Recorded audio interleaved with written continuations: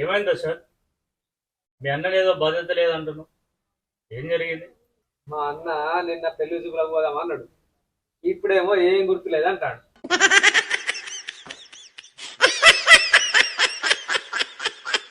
రమేష్ అన్న నిన్న పెళ్లి చూపులో పోతానని నాతో కూడా అన్నావా? నేను నీతో కూడా చెప్పింది నానే.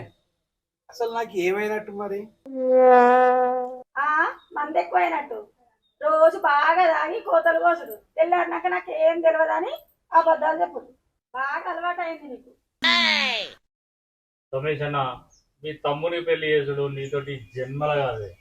చూడు దశరథ్, నీకు మంచి పెళ్లి సంబంధం ఒకటి చూసిన, నువ్వు అంటే ఇప్పుడే పెళ్లి చూపులో కూడు. ఏమంటావు? నువ్వు చెప్పేదే నిజమైతే నాకు ఇష్టమే అన్న. పా పెళ్లి చూపులకు పోదాం.